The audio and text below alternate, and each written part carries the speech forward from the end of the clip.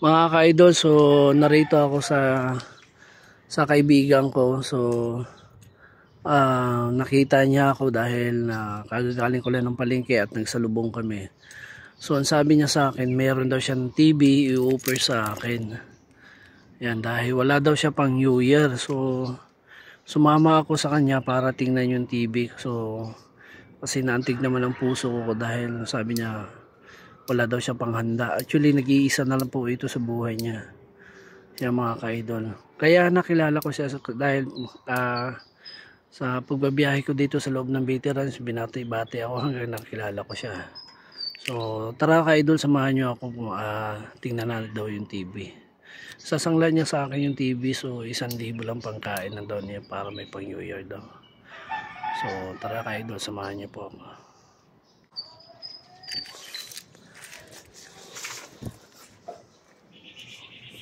Walang pako dito.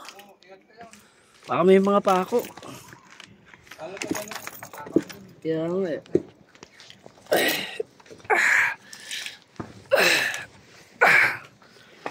Puntahan natin mga ka-idol dahil nakawa din ako.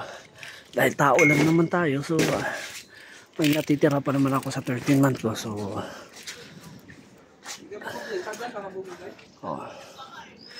dito po siya nakitira sa isang barong-barong ka-idol.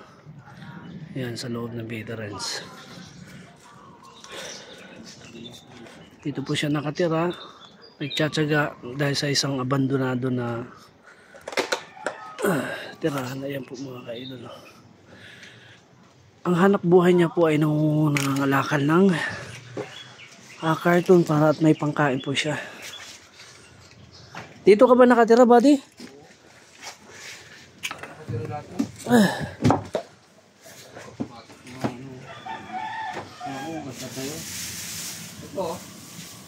Dito ka ba nakatira?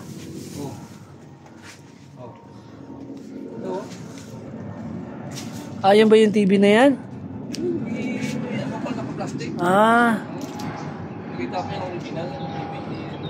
Oo, sinauna nga. Ito yung sapatos niya, oh. Ayan mga ka-idol, oh. Mga walong kaibigan ko. Oh, dahil ba't ba na yung sinasangla? Walang kapira-pira, walang trabaho. Dahil wala ka. Kahit saan ako manrabaho, natin matisano mo wala akong trabaho. Idol, hindi natin nakalaing na sa pagdaan ko. So hindi ko talaga akalaing na may ganito na humingi ng tulong sa atin. So bahala na si Lord at share the blessing, ika nga. So sanay naman po tayo sa ito ng Siboy Gala 1. So pero mga ka-idol yung tinitira niya, oh.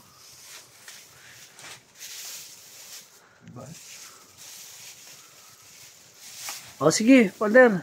Ha? Batin ko na? Di, pagbalik ko na lang. Kasi may mga gamit pa ako eh. Okay mga ka-idol, so hanggang dito na sa muli ako, ha. So mag-uusap na lang muna kami. Yan. Mga ka-idol. Para may pangkain daw siya. So kawawa naman. So meron pa naman tayo, kaya i-share the blessing. Okay? So mga ka-idols, at thanks for watching. So, maraming salamat. At least bago kami nagkahiwalay ng pusing. So ayan, pinakain ko muna kahit sa simple pamaraan. Okay, at least kahit paano nakatulong tayo. God bless po sa atin lahat at advance Happy New Year. At maraming salamat po. Please like and share na sa mga bagong. Thank you at maraming salamat. God bless ulit. Thank you.